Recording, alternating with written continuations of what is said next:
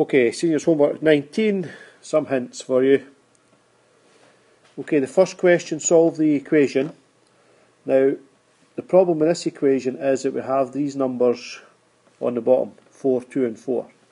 And the easy way to eradicate them or get rid of them is to multiply each fraction by the number that they all go into. They all go into 4 this time, so I'm going to put a little 4 in front of each fraction. Now this 4 and this 4 will cancel to leave us with 2x minus 3. 2 will go into this 4 twice, so that will give us 2 lots of 3x minus 1 equals, and then this 4 and this 4 will cancel, so you get left with negative 3. Now if you remove the brackets, tidy up the x's, you should be able to solve it. Question 2. You've got a line that passes through the point minus 3 minus 1, and you are told that it is parallel to this line here. So the first thing we need to do is we need to take this line and then we need to rewrite it as y equals, so we can identify what the gradient is.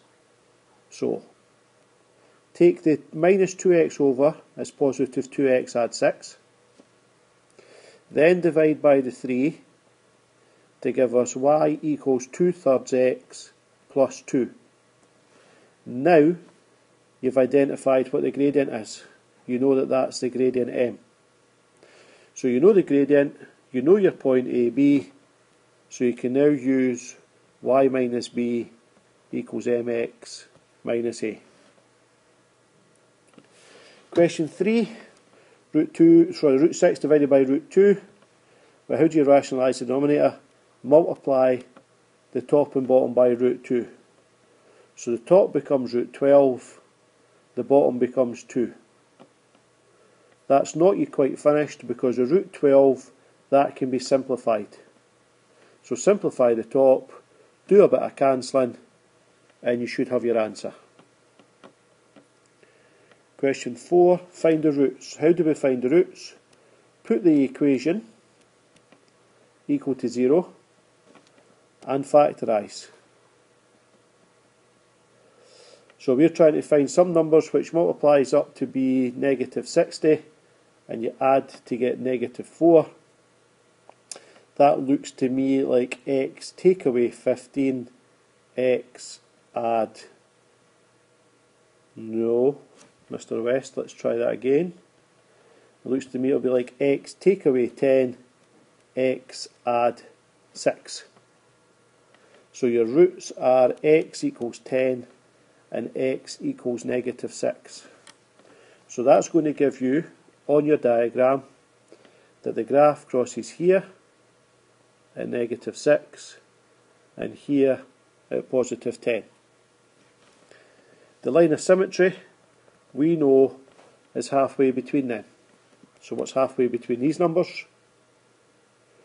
Once you know what the x number is, substituting that x number back into your original equation, that will tell you the y coordinate for the turning point, and then you can come down, turn on the axis of symmetry, and then go straight back up.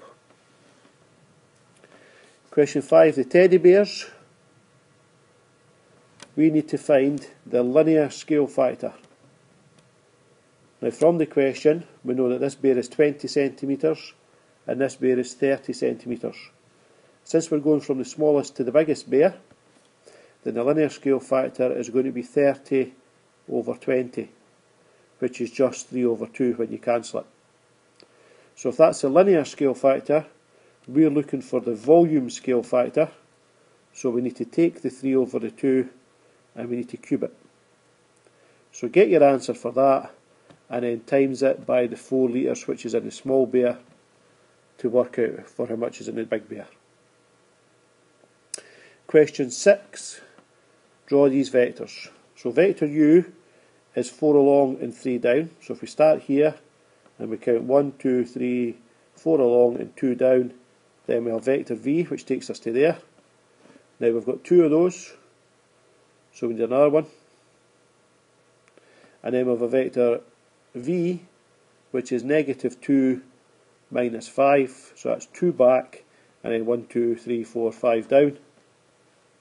So there's your vector v. So your 2u's add the v. So the answer you're looking for is that vector there.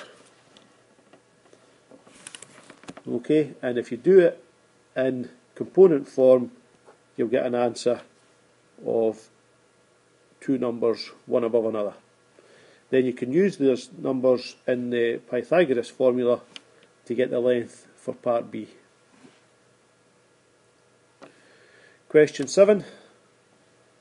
Some trig equations. Solve sin x equals 0.5. So we're going to tick the all in the sign box. On your calculator, second sign 0.5 is. That'll give you the answer in the first box here. You can work out the answer in the second box. For the second one, 4 cos x add 3 equals 0. Well, I'm going to rewrite that as 4 cos x equals minus 3, and then cos x equals minus 3 over 4. Now when I come to do my all sine tan cos, I'm looking for an answer where cos is negative, so I'm going to tick these two boxes. So second cos 3 over 4, get your answer in the A box, work out what the two answers have got to be. Question 8.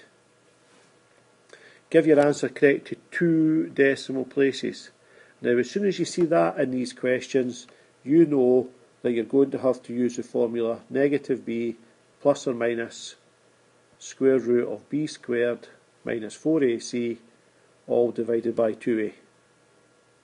However, before you do that, we need to work out what does a equal, what does b equal, and what does c equal. And the only way you can find that is by first of all working out what they are in the quadratic form. So in other words, you need to remove the brackets up here. So x times x, x times negative 2, 4 times x, and 4 times negative 2. Now rearranging that, you get x squared, minus 2x add 4x is positive 2x, minus 8 take away 1, minus 9 equals 0. Now you can write down what your a, b and c are. You can plug all of that back into your formula to get your answer. Last question. Speed of light is 3 times 10 to the power 8 metres per second. How long is a light year? So we need to turn this here, seconds, into years. So first of all I'm going to times by 60 to put it in minutes, and then by another 60 to put it in hours, and then by 24 to put it in days, and then by 365 to put it in years. So take your original number, which is 3 times 10 to the power 8, times by 60, times by 60, times by 24, times by 365, and get your answer. Remember, it's to be in scientific notation to 3 significant figures. Right, I hope that helps.